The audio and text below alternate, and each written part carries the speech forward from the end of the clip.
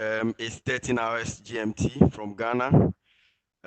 Good morning to colleagues from Brazil and colleagues from Latin America. Good afternoon to Ghana and Nigeria. Good afternoon to Europe. And good day once again to everyone. My name is Gideon Mankralo, and I'm the Network Manager for the Alliance for Integrity in Ghana and in Nigeria. And I will be your host for today's webinar. The Alliance for Integrity welcomes you specially to the third session of a series of webinars on compliance. It's a great pleasure to have you on board. The topic for today's session is Policies and Procedures of an Integrity Program. And this is the agenda for this afternoon, this morning's discussion. Permit me to introduce to you briefly the Alliance for Integrity. The Alliance for Integrity is a global not-for-profit initiative which seeks to be the global game changer for enhancing business integrity through multi-stakeholder collaborations. We do this through compliance trainings for businesses, peer-to-peer exchanges, webinars like we have now, podcasts, and the use of an app we call the Integrity app. What is the Integrity app? The Integrity app is a simple, useful, and sustainable digital assessment tool relevant for the private sector and also for the public sector organizations to check their compliance health and to improve on same. This is why it is important for you to use the Integrity app. It is used to assess the compliance health in less than 5 minutes of your organization. You get tools to improve your compliance measures in your organizations, and you can use compliance as a strategic advantage over your competitors, and your data is well protected and secure. For you to be able to access the Integrity app, you can go to Google Play on Android and download it, the Integrity app, or on App Store, or even go to the web browser and type the integrityapp.com, and you'll be able to download it. Today's webinar is on the topic Policies and Procedures for an Integrity Program. And to help us deliver on this objective are two experts, Carlos M. Novikis from the INSPA Business School in Brazil, professor, and Ronke Ampia from the Impact Link Consulting Ghana, who is the lead consultant there. And this is the presentation outlined as we would have it. This webinar is intended to be very interactive. So we kindly ask you to use the chat button below your screens to type your questions, comments, and suggestions. We would give an opportunity for you as well to be able to use the button, raise your hand button, which is just at the right corner of your screen.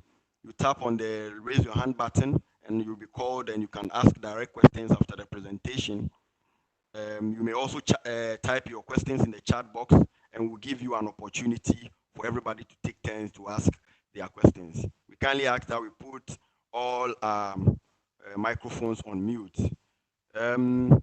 We want to remind you that this webinar is being recorded and is also streaming live on YouTube as we stream, we go live on YouTube now. We want to acknowledge our partners, Cisco and GBN. We thank you so much for the support you've given us. At this time, point in time, I want to introduce to you Professor Carlos M. Novikis to start the discussions on the policies and procedures of an integrity program. Carlos, over to you, please. Thank you. Perfect. Thank you, Gideon. Thank you, Alliance for Integrity, Amanda, everyone. And thank you, all of you, to joining us here to make a brief conversation about policies and procedures. So giving a brief introduction so you can understand my mindset model. Yeah, because everything that I'm going to discuss or present are perceptions considering my experience. Yeah, and Honkes, my colleague here that is going to Honke is my colleague that is going to present with us this part as well. She has her mindset.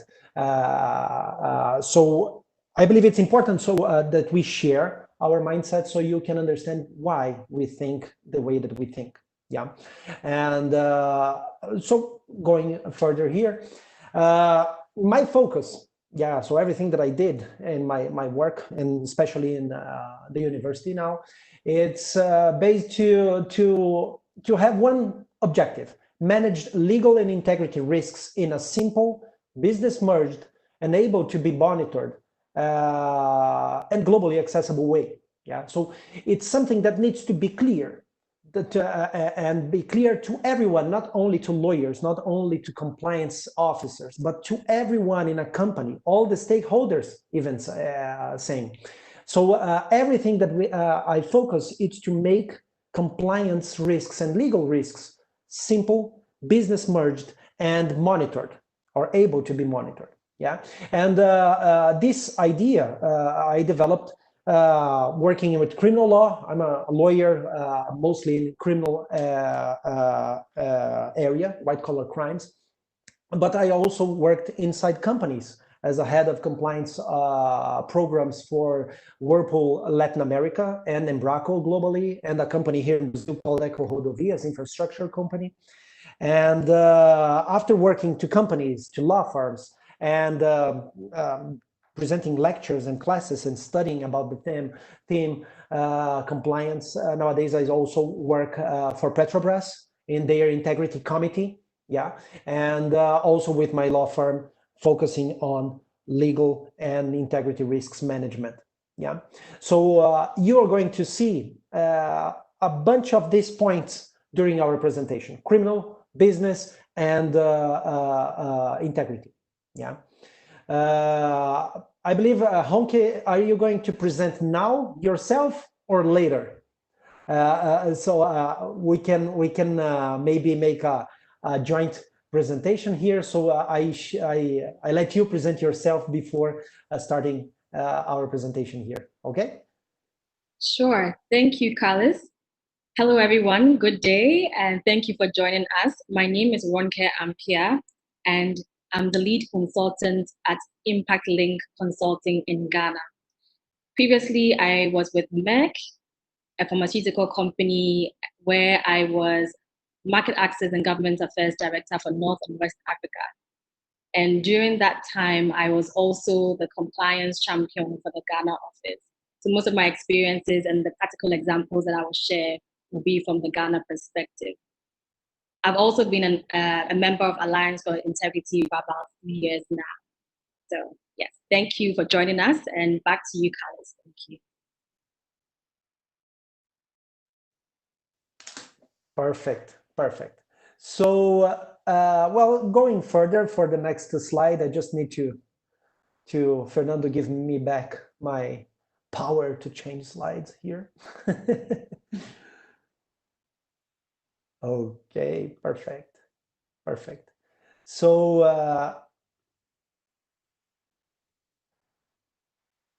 give a bit of a context here. Compliance, and not only compliance, I believe this is a new way to think about businesses or even life. Yeah, we are not living anymore in a society related only with property and power and money. Actually, we are living in a society of risks, or based in risks. Yeah, because everyone are exposed to risks in a different way, but we are always exposed to the same kind of risks, mostly those that are created by the humankind.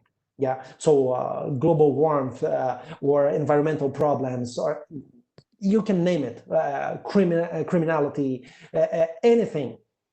Those kind of risks impacts us all, yeah, in one way or the other.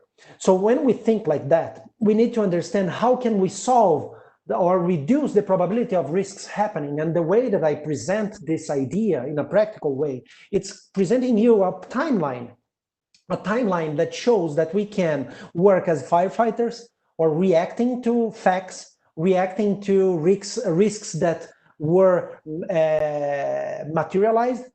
Yeah, so we need to deal with the problems, or we can be diligent and try to monitor everything that is happening in our company, in our society, in our lives, or we can be proactive to prevent problems. And why the drawing here, the figure shows two people together thinking on something, because it's impossible in our society, it's impossible that we can solve everything by ourselves. We need to work together. Yeah, and this is one idea based on the Vuca concept of the society. Yeah, Vuca, it's like an acronym of that defines the society nowadays as being a society that is volatile, uncertain, complex, and ambiguous. So imagine if we face risks or we deal with problems inside a company, we need to accept that all the problems and the reality are volatile, uncertain, complex, and ambiguous. And to solve this kind of situation, to solve this kind of problems, we cannot do by ourselves. We need to work together. Yeah. So it's not a compliance department problem. It's not a legal department problem. It's a business problem. Yeah. If we take business risks. And our compliance systems, you can see here, they are divided, if I may say like that, in these three time frame sets of tools. We can have tools of compliance systems that are related to reaction, applying disciplinary measures, improved processes, self-report to the authorities, crisis management, because the problem already happened, litigation, yeah? Or we can be diligent and monitor everything through good hotline channels, internal investigations, activities, continuous monitoring of dashboards, of indicators, auditing, due diligences. So everything in this set is to be diligent and monitor, or we can prevent. Therefore, we make risk analysis. Therefore, we write policies and procedures so people can know and understand how they need to develop their work inside that specific company. Training and communication, leadership support.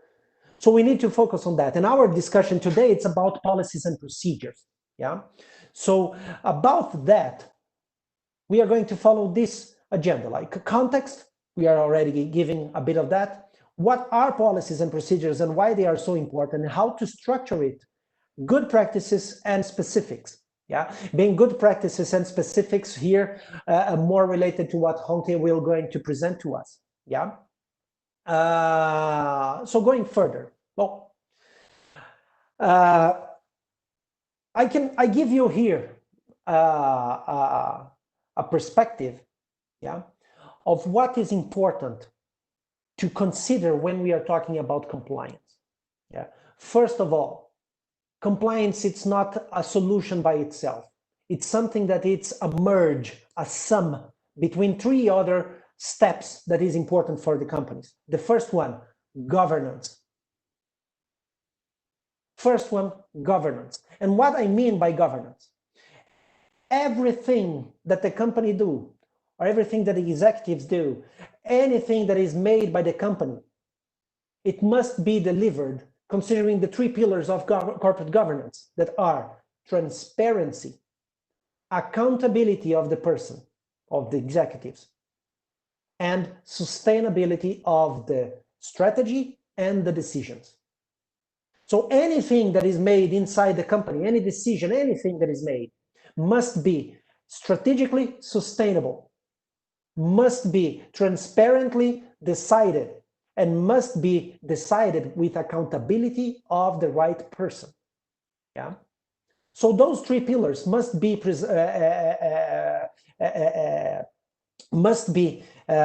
considered in everything that compliance develops for the company. Yeah. And this is corporate governance. It's not just compliance. the executives to work with accountability, they need to follow their pillars of good decision making. First, only decide when the executive or the person, yeah, because this is a all level framework to decide, must decide only when that person considers that they have sufficient information. If that person do not have sufficient information, that person needs to demand for more information. And all policies and procedures must address this concept.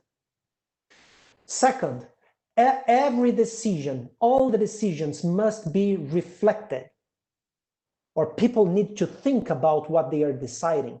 And not only think, but to write down or to register, objectively write down why they are deciding something, because what we decide today, it will be analyzed in the future by people that we are not living our dilemmas nowadays. So in the future, all the people that are going to analyze our decisions, they need to be able to understand what we were considering when we decided something.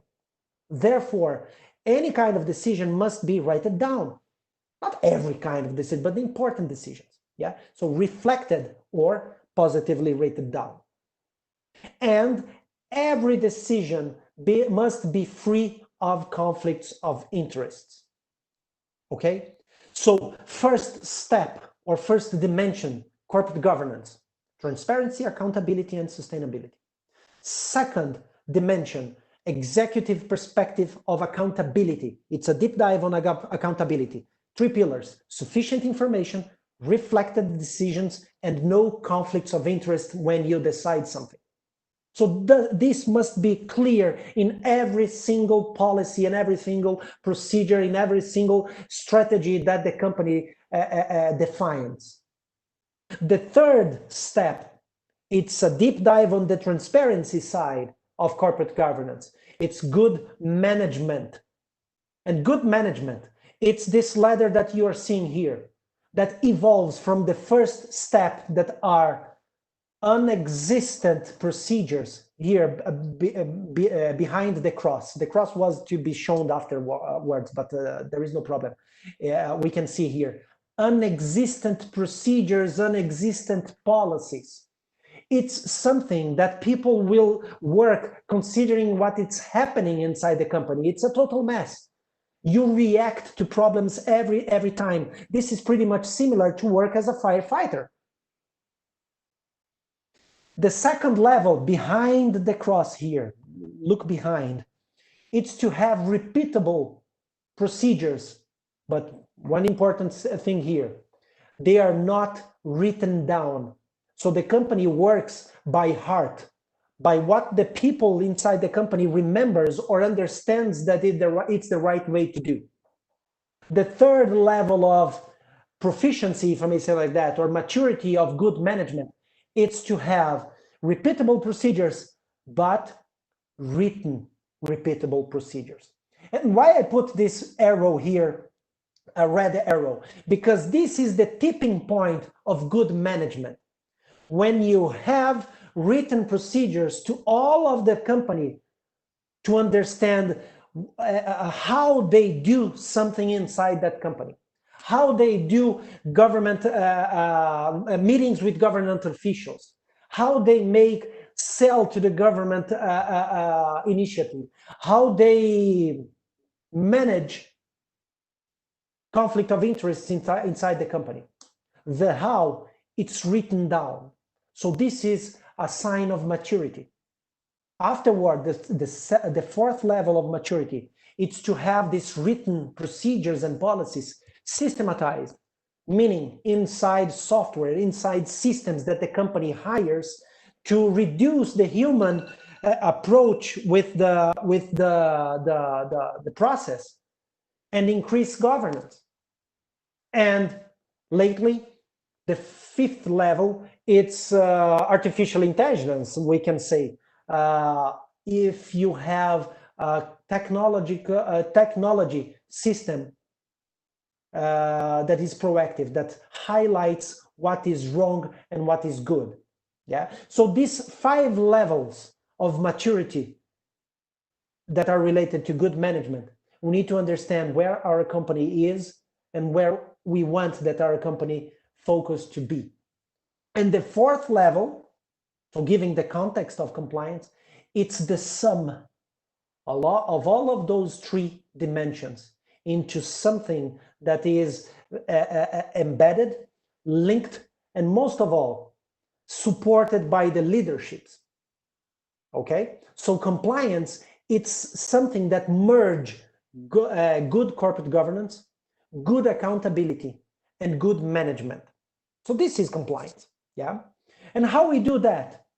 Considering policies and procedures.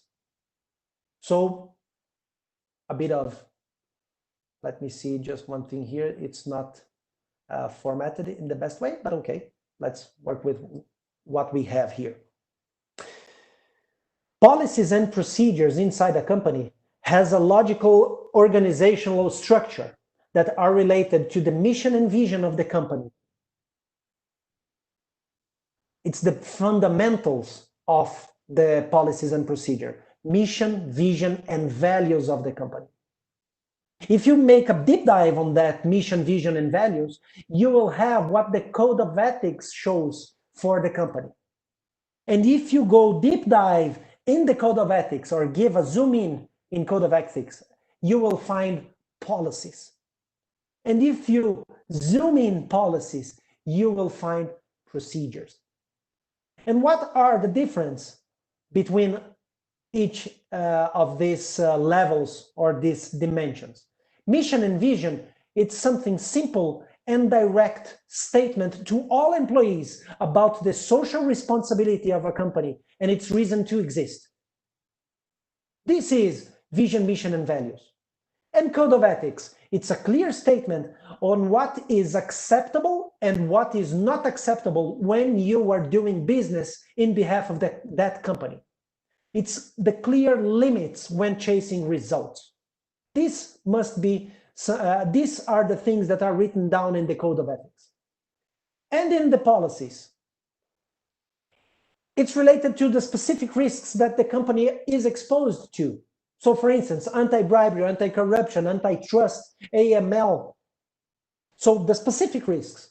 But you have what is expected when related to that specific risks for that company. Summarizing the laws, summarizing the needs of the company related to that specific risk. So these are policies. And what are procedures? It's the way that the people must develop a specific activity that is exposed to a specific risk. So if I can make a summarize of everything, mission, vision, and values and code of ethics are the why the company exists. Policies is related to what the company must protect and must chase. And the procedures are related to how a person or an employee must develop a specific work. Why, what, and how. Okay? Going further here, the importance of making this kind of logical system inside a company. Here I bring the RepTrack index. It's a company that monitors the reputation of the companies around the world. And one thing that I made in their index of the most reputable global companies of 2020, so it's pretty much good stuff nowadays, but really updated, is that what shapes reputation around the world? They conclude that it's 40.7% of what shapes reputation is related to corporate governance and compliance initiatives. So workplace quality, corporate governance, and citizenship, so sustainability of the company related to what they deliver. So if you sum those, almost half of the reputation is related to corporate governance and compliance initiatives. And what is the business impact of that? Look at here. 78% of the willingness to buy something from those companies are related to reputation. So if the company has a gap of reputation, when the company has poor reputation, you can see here that only 9% of the consumers will be intended to buy services or products from those companies with poor reputation. If you ask to the same consumer, to the same person, if their company has good reputation, they evolve from 9% to 78%. And to attract talents as well, 11% wants to work to companies that has a poor reputation instead of 70% of the workers. Okay? Willingness to give benefit of the doubt when the company face a huge crisis. 7% when the company has a poor reputation, comparing 64% of the consumers and the clients if the company has good reputation. So imagine that if you focus to improve corporate governance, improve compliance inside the company, you can change the stakeholders of your company perception just by doing so. So this is really, really, really a big impact for the companies. Yeah. And how to structure policies and procedures inside the company? Easy. Easy. What are related to policies? Anti-bribery, anti-corruption, antitrust. Okay? So what are the company expecting from their employees related to those risks? We do not accept, we do not pay bribes, we do not give gifts, we do not donate if improper. Clear, direct to the chase. This is policies. AML, we do not accept make businesses without knowing what kind of the last final beneficiary of that company is. We need to check if they are inserted in OFAC lists, in AML lists, and blah, blah, blah. Conflict of interest. What are conflict of interest and how we expect you to work? Okay, how? How it's on procedures side. How we interact with government officials, how we make due diligence, how we donate, how we disclose conflict of interest. These are procedures. This is something to be managed by the managerial side, the middle management. The policies, it's the what is expected. So the what is expected, it's defined by the senior leadership of the company. Policies are defined by the senior leadership. Procedures are defined by the middle management. Because one thing is to manage, the other thing is to direct. And how we do this in the detail? Easy. First, we give a 5W2H approach to develop policies and procedures. And what I mean with that here, what are the objective of that procedure, of that policy? Why it is important? When this must be applicable? Where this must be applicable? Who is the responsible? How we are going to manage to monitor that policy, that procedure, and how much we have of investment to make everything happen. So the first topic is 5W2H approach to develop those. When you answer these questions, you are in a good way, in a good path to develop good policies and good procedures. Remembering policies is the what and procedures is the how to develop something, okay? Policies, maximum 1 page, direct to the chase. You must revisit those every 3 years, something about that, because as it's related to the what we accept and what we do not accept in the company, it's something that you cannot change every time. So you can create like a time basis of 3 years to revisit, and to revisit includes to see what you have and to check that is okay and you don't need to change it. So this is included. But every 3 years, you cannot do every year because this creates like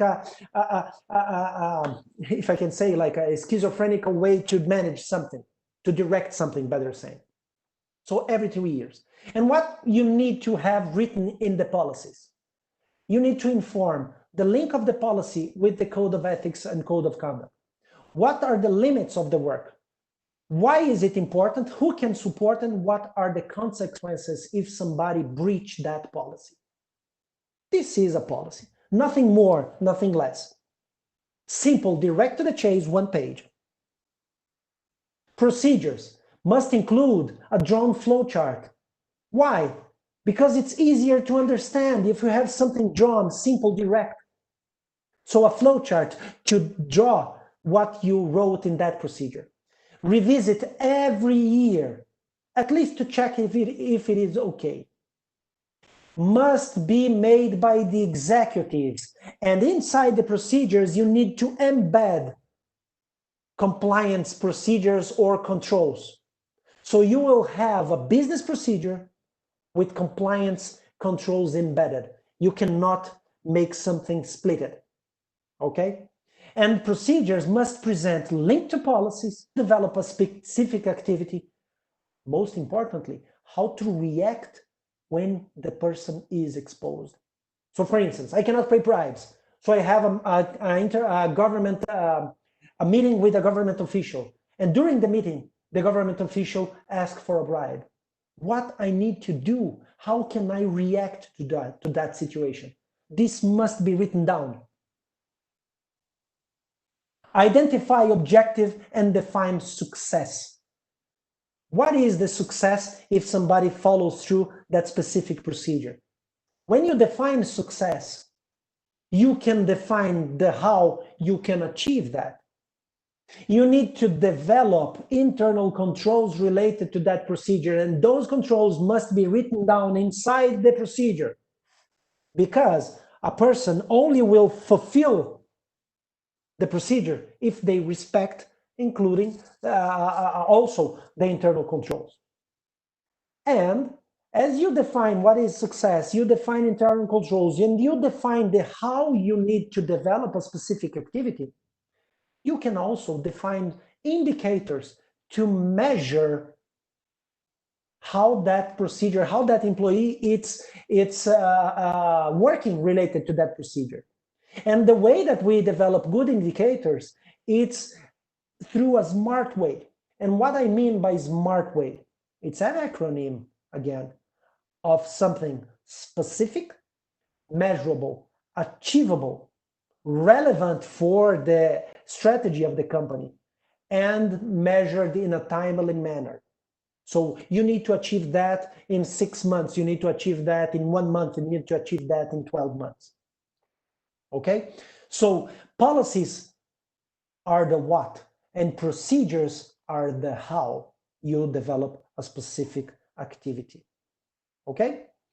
Going further, good practices to design policies, but mostly procedures.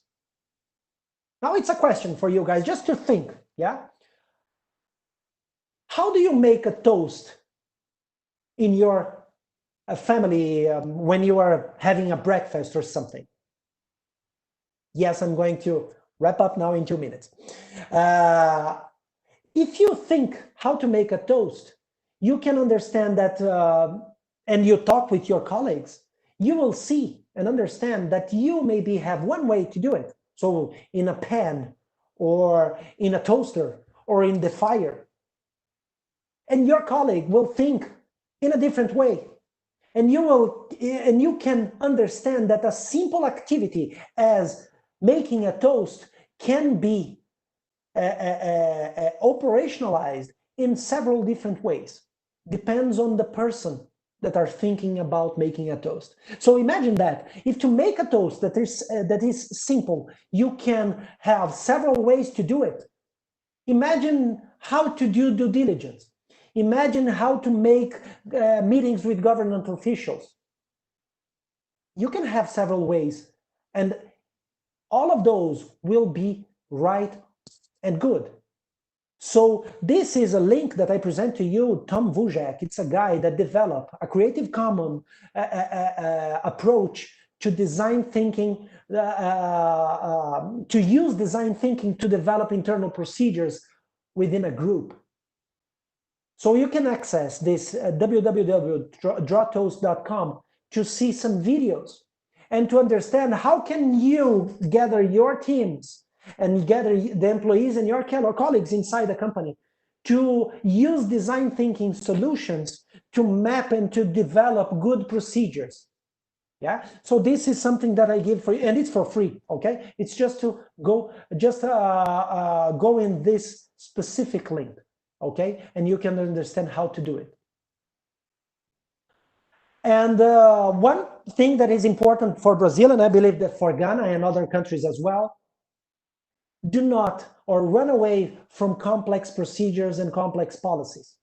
Why? Because people needs to read, but mostly people needs to understand. So here I give you an OECD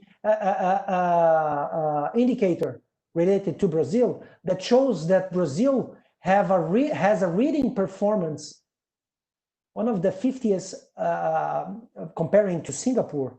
We are in the 50th worst country with reading performance results. If you take the World Bank literacy rate, Brazil has a 93% of literacy development here in Brazil. However, in 2016, the capacity to understand texts and to write understandable texts in Brazil was only of 8%. Okay, so even though we had 93% by the World Bank indicator, only 8% of the active employees are fully capable to understand texts and write texts. If we take Ghana, for instance, your literacy rate by the World Bank, it's 79, so pretty much similar to what is Brazil. Therefore, I'm assuming that the capacity to understand texts and write texts in a proper way, it's something similar to Brazil as well, something about 8%. So run away from complex structures and written procedures, okay? Okay, so this was the presentation that I wanted to bring to you guys, so we can left a moment for our practical discussion after what Honkes will present to us. Okay, so Honkes, is it with you now? Thank you. Thank you very much, Carlos, for that very insightful overview of what policies and procedures are and why they're important. I really think that you took us back to the classroom. I was even taking notes myself. Thank you very much. So at this point, I want to share a few examples from the Ghanaian African context, which I hope will throw some light on some of the important factors that we should consider when developing policies and procedures.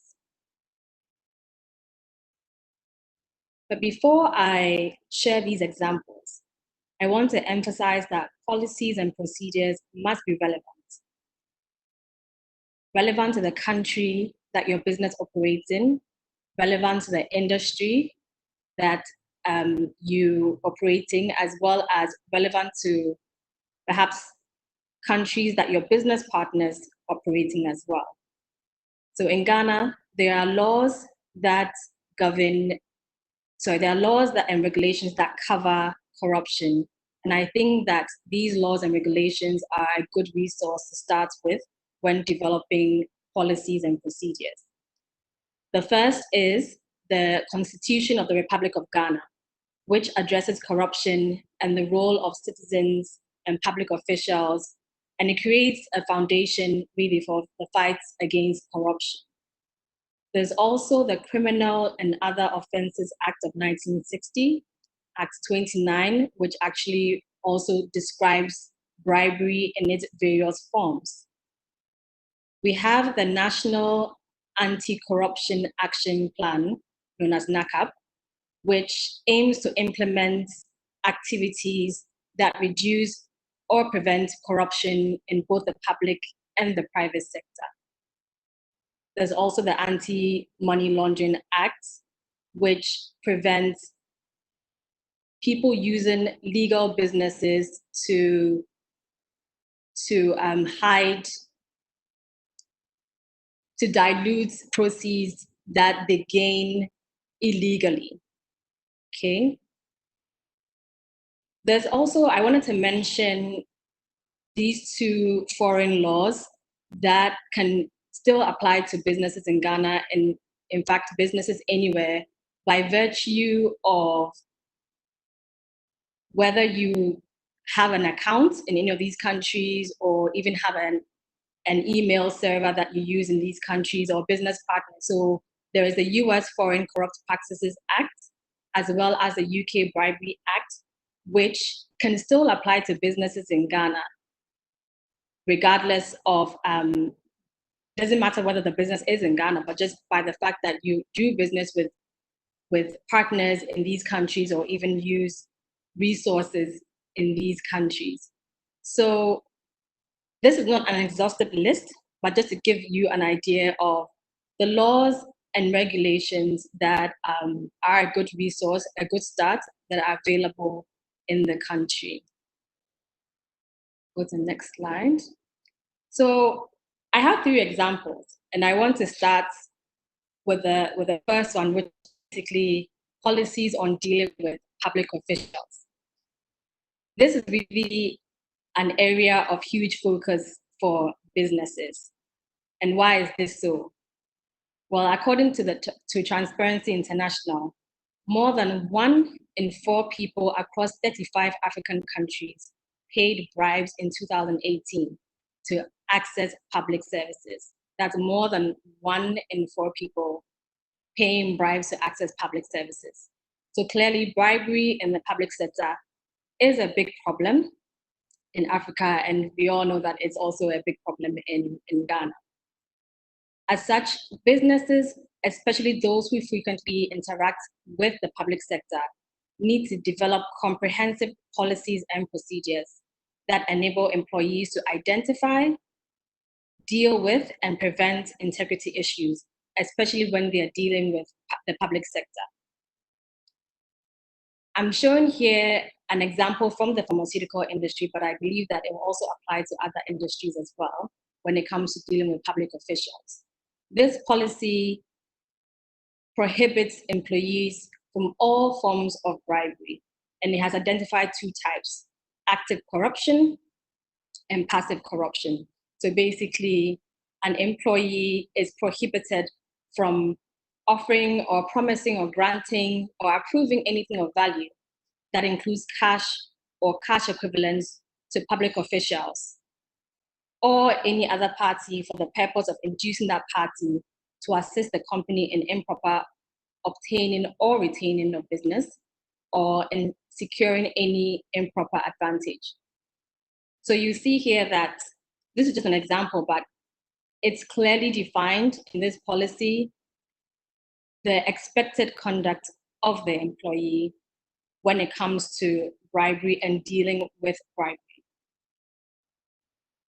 Of course, the policies would also have sections that would also speak to how violations are reported and the appropriate sanctions as well.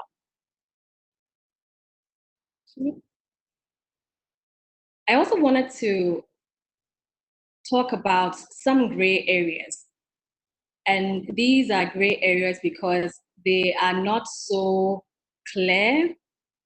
They could be legal business practices that could be misused to disguise corruption, or illicit business practices that have become so common that people perceive them as normal. An example of an illicit business practice that has become normal or perceived as normal is facilitation payments. And the business has to make its stand on this very clear to guide employees. In this instance, the business cites that it prohibits employees from making facilitation payments to public officials or any public authority. But most importantly, also, it makes an exception. So it says payments to public officials or public authorities in accordance with an official graded service system, such as a speedier, more expensive premium service versus a slower or cheaper standard version, which is transparent. So importantly, the system has to be transparent and accessible for the public, are not considered as facilitation payments.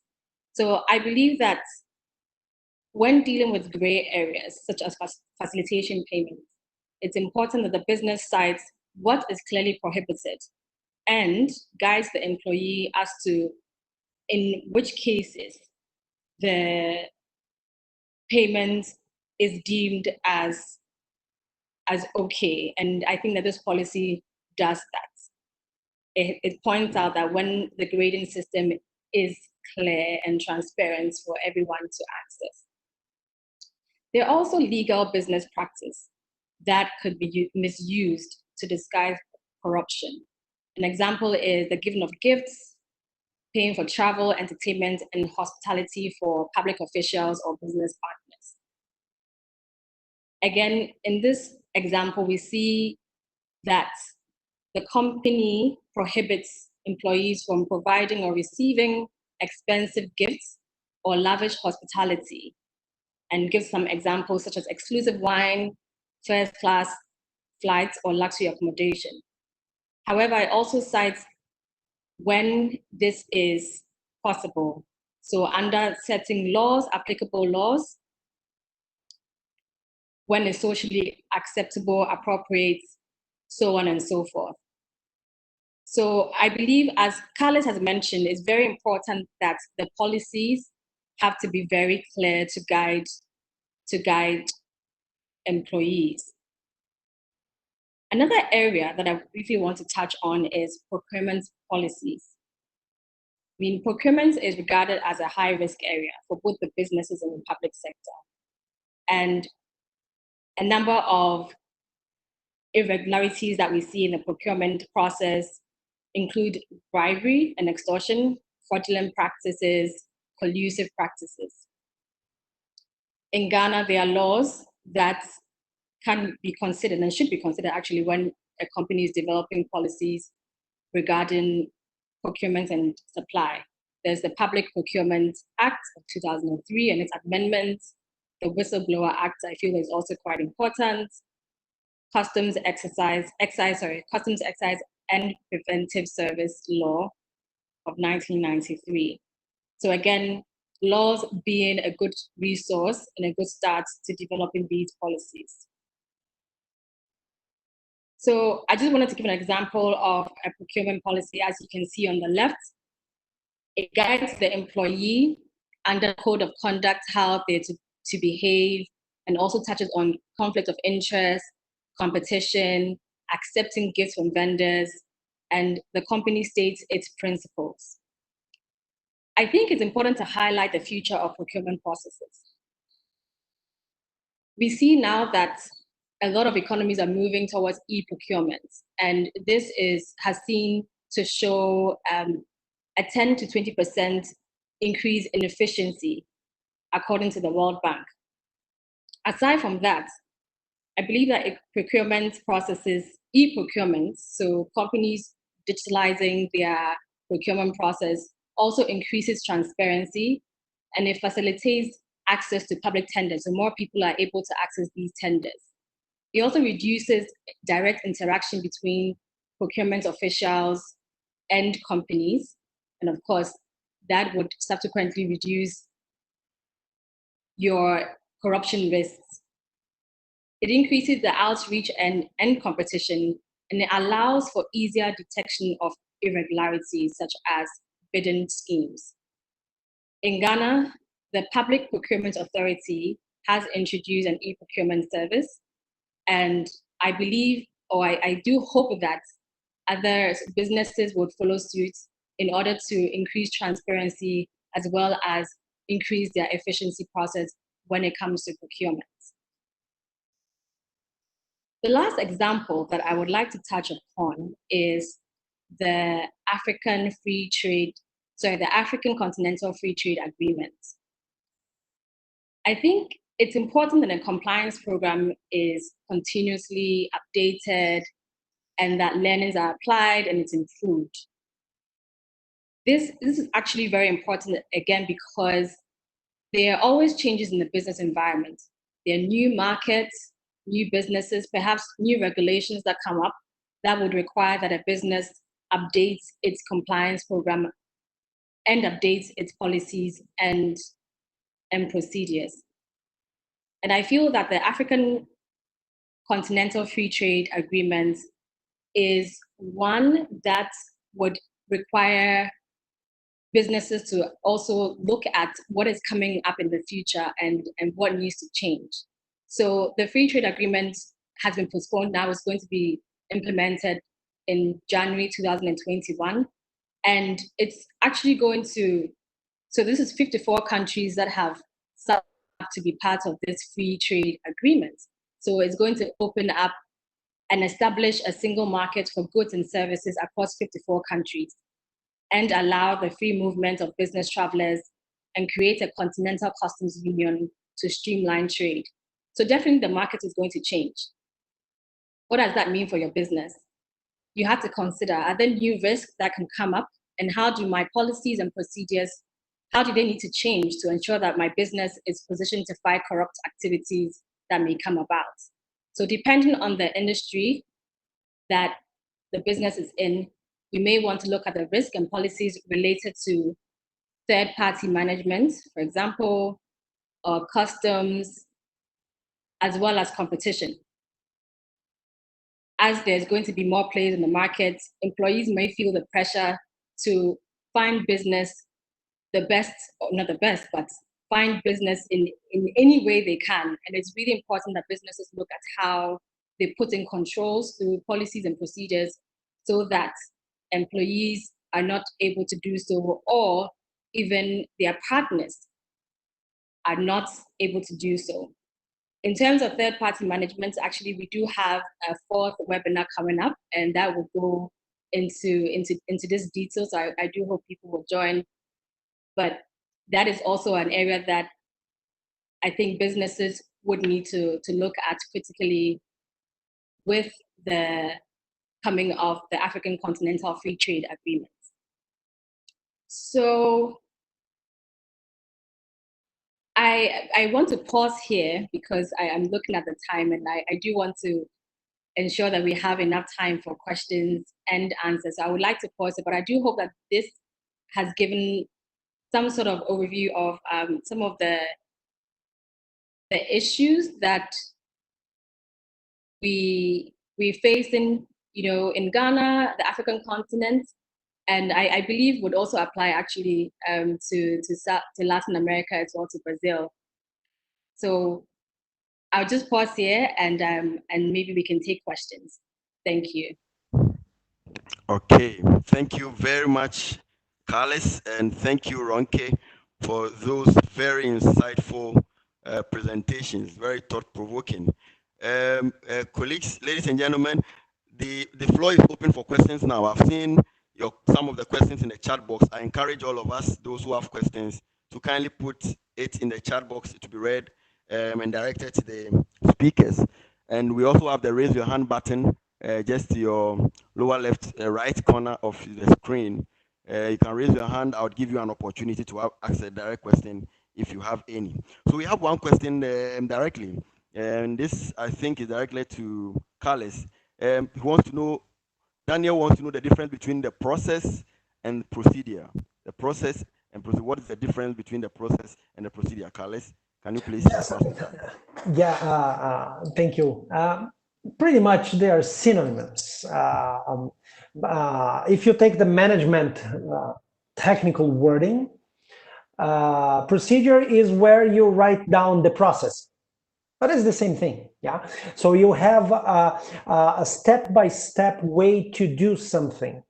This is a procedure or a process. So are the same thing. Just a difference of the name are related to the technical management wording. So one, it's the document by itself, and the other one, it's the flow of the process by itself. Okay, so the idea.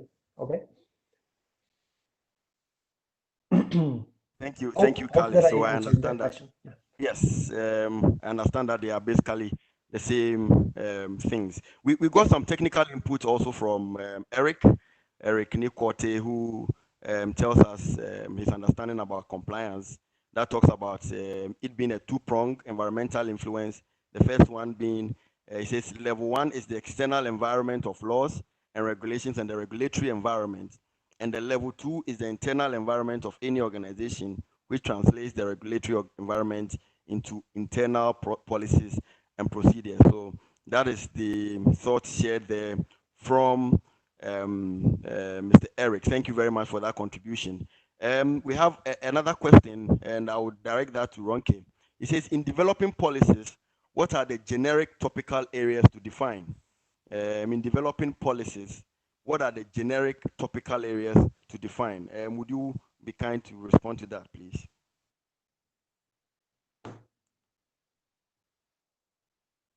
I believe you are in mute, Ronke. Ronke, please, your mic is mute. Sorry, thank you. So I believe that Carlos covered some of these generic topical issues. But when I look at our environment in Ghana and from the African context, I believe like what I've mentioned. So for sure, covering corruption and bribery, as well as whistleblowing, conflict of interest, fraud, embezzlement. Those are some of the areas that is definitely not an exhaustive list, but I think when it comes to integrity, and depending on the industry that you are in, those are some of the areas that you need to look at. Okay, so looking at corruption, bribery, fraud, embezzlement of funds, conflict of interest, competition, and how employees should conduct themselves, so to avoid collusive practices. So I think those are some of the areas, but definitely not an exhaustive list. I hope I've answered the question. Yes, and perhaps Khalid would want to add to that list. Yes, I agree 100% with Honke, and a way to think. It's my way to think. Yeah, it's useful for me. My way to work. I always, and I believe it's a bit similar with what Eric have said.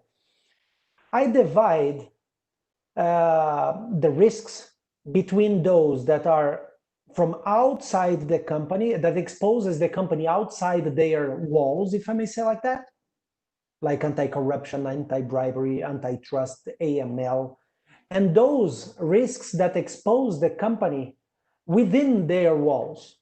So like sexual harassment, moral harassment, and these kind of problems that it's a problem, but exposes the company inside their own private area, if I may say like that.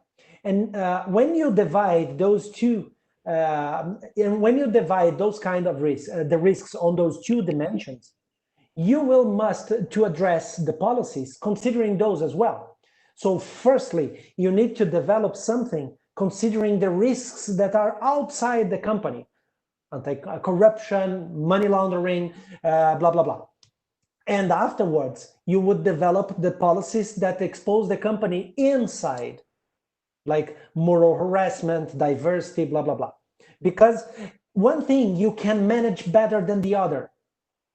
So for instance, if you have already like a diverse group inside your company, it's not necessarily or mandatory to develop a policy related to diversity because you already works like that. But corruption, it's something that you cannot only control within your company. You need to control, you cannot control, by the way, because you are exposed to the other people's mindsets that you cannot control at all because they are outside your culture. Yeah. So I would divide on those two. Yeah. And one of the biggest, so besides corruption, bribery, trust, antitrust or competition law, and money laundering, I would add conflict of interests, because those are really, really important, and people tend to reduce that the importance of that. Yeah, and conflict of interest. maybe it's one of the biggest cause of corruption. Because you're a friend of somebody, you can somehow give pay back money beside, because the person is in your confidence and such. So just ideas. Yeah. Thank you, Ronke and Carlos, for that. And as Ronke mentioned, we would have the third party, and Carlos also intimated there is the webinar on the third party compliance that would come on, and I would announce before we end the date for that webinar as well, which will dive deep into other risk, the third party risk to your company. But there is a question to you, Ronke. It says, considering, and this from Obu, it says, considering that Ghana has no specific legal requirement for these compliance policies and procedures, what will be the motivation for any Ghanaian company to have these policies? Considering we don't have any legal regime that requires companies to have these compliance policies and procedures. So what would be the motivation for any private sector entity, company, or business to want to have these policies? You may want to respond to that. Sure. I think that regardless of the fact that Ghana doesn't, so there aren't laws to say that businesses should have these procedures and policies. But to protect the business, I believe that this is a good practice.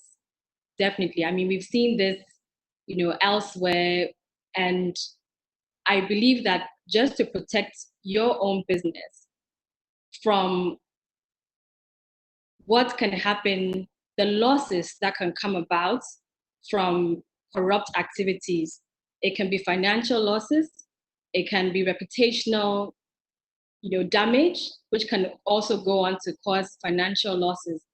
I think that to protect your business, it will be in the interest of the business really to have these policies and procedures, or else there is really nothing that the employees can stand on. And when they go out there and conduct business in any way, I think that really puts the business at a greater risk.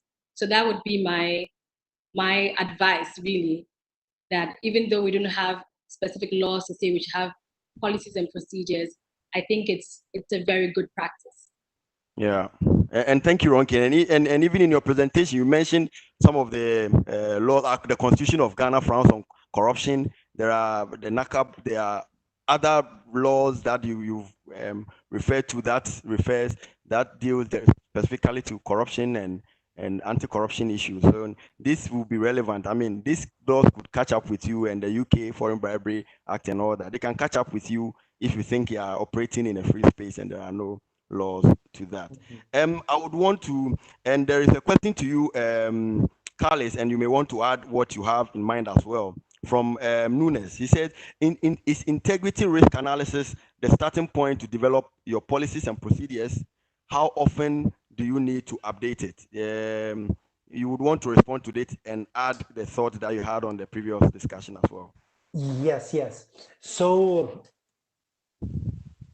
to add on the previous question, I believe that, and the best of my knowledge, globally, we only have one country that imposes compliance programs. That is France, with Loi Sapin 2. Okay, Brazil doesn't impose, UK do not impose, US do not impose.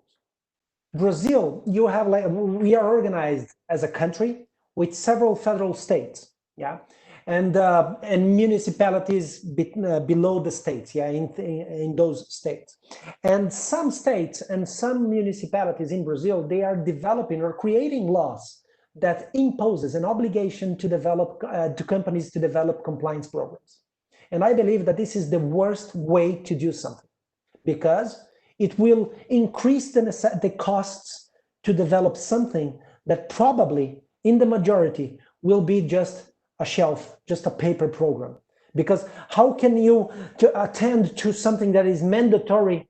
You need to prove, and people will focus on develop policies and procedures just to prove that they have, but not necessarily to do something that is really important to avoid risks. And on that part, I agree, fully agree with Honke.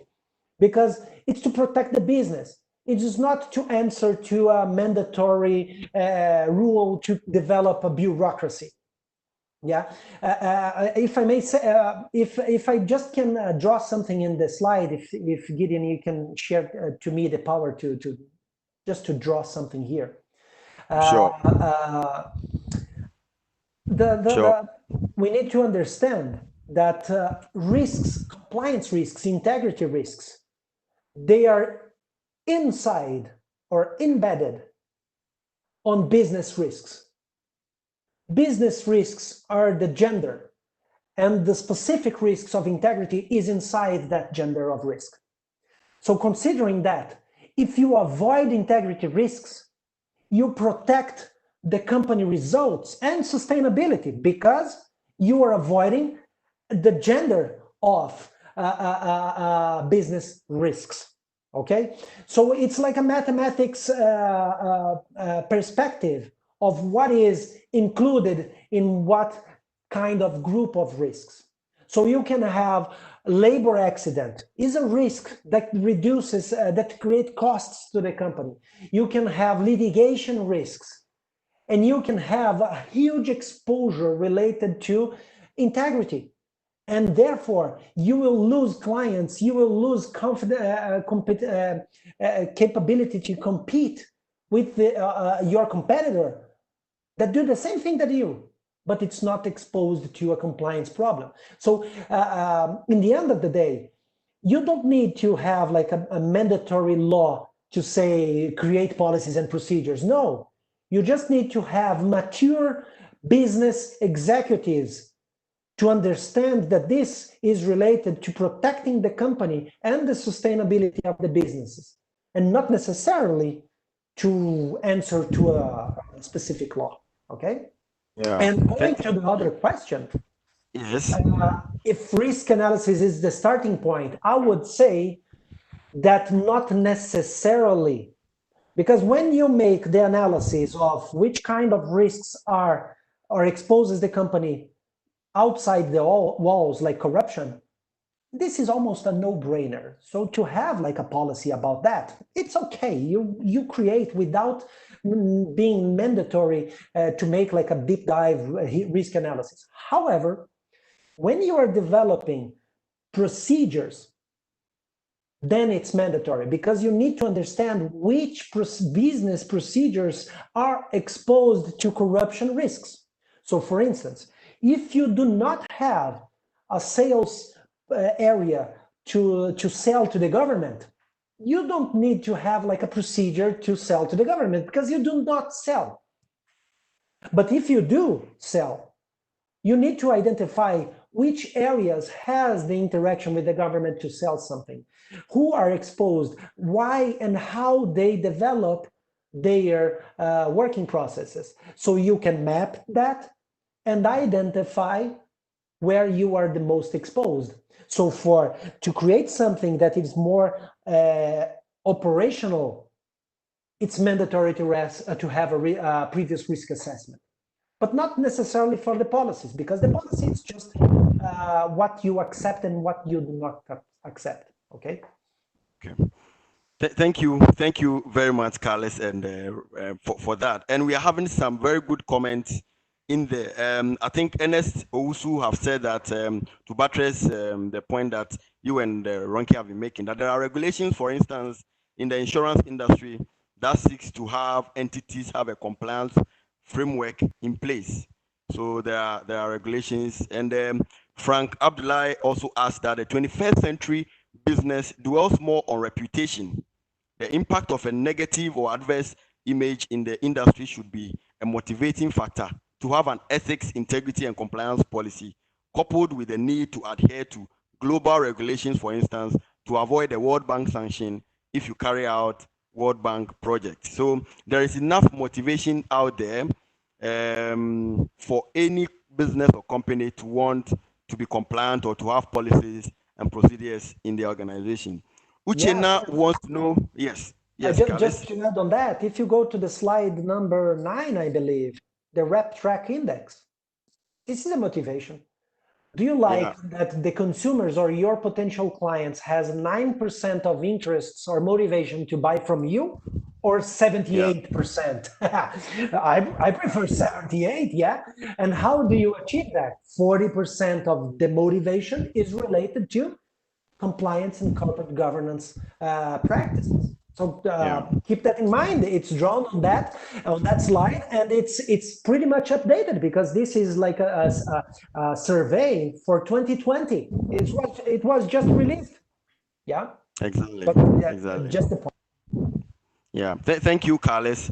And Uchenna, yes, Alliance for Integrity is started initial activities in Nigeria. You want to know if we are bringing along Nigeria? We've started initial activities in Nigeria, and very soon you have government representatives on the network on all of these, as is in Ghana and other parts of the world. Ladies and gentlemen, our time is fast spent, but I think we've learned a lot. We got some comments from Eric, also still explaining the difference between procedures and processes, and we thank him very much for that.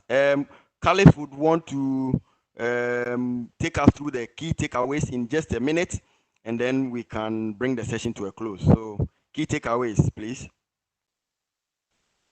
Okay, so Christiana presented in the chat as well, like a small summary of it, and so I encourage people to find the comment from Christiana on that. And the takeaways, pretty much this. Defining compliance policies must be something clear that increases, the objective must be to increase the chance of people following them. It's not just a statement so you can use in a legal defense in an eventual litigation. No, this is not the best use for a policy or a procedure. The best use is to make a clear statement on what is acceptable and what is not, and how people should develop their own work. So you need to deliver the message. This is the focus, and not just create legal basis for a defense. This is useless because the problem will be already happened. So we need to prevent. We do not need only to have good tools to properly react. Second, the logical structure of policies and procedures is the same as the law. We start with the Constitution and then the federal laws and state laws and regulations. It's the same. Mission, vision, code of ethics, policies, and procedures. Being procedures, the most operational, policies, a direction, and code of ethics or conduct, and mission and vision, strategy.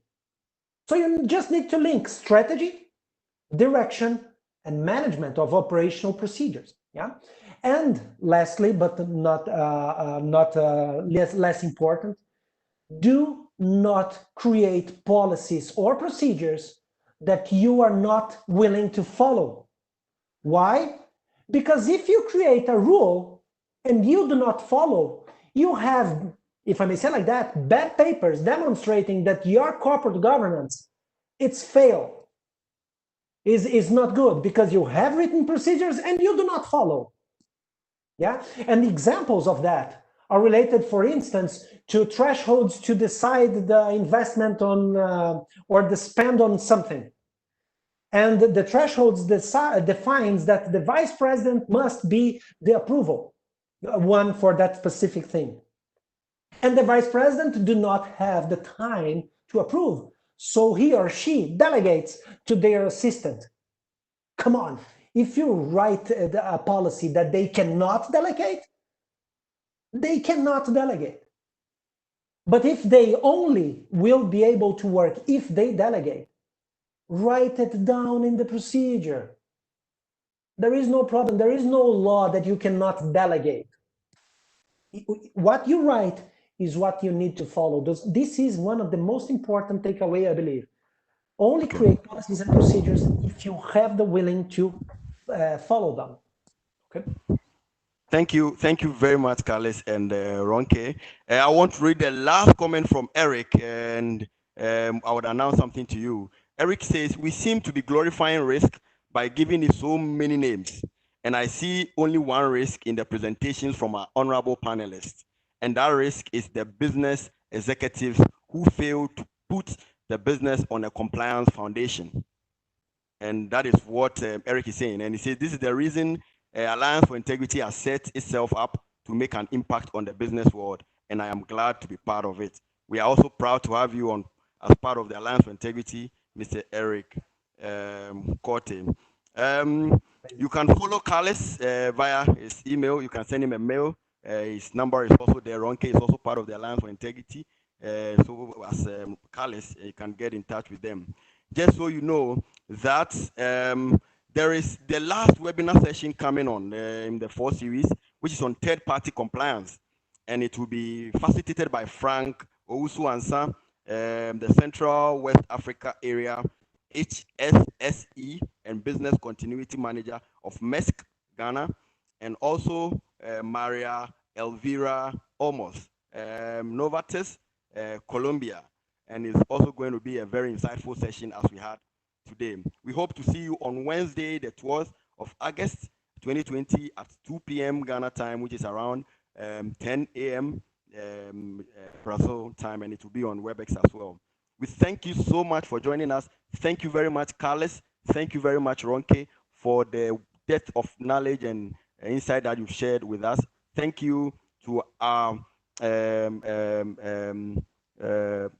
participants for your contributions, for your questions and your input that you have brought. It's really spiced out the discussion, and we look forward to having you on the 12th. Alliance for Integrity is grateful to have you. On this note, we want to thank you and we want to say bye-bye for today and see you on the 12th. Goodbye. Thank you, everyone. Thank you. Bye-bye. Thank you. Yeah. Thank you.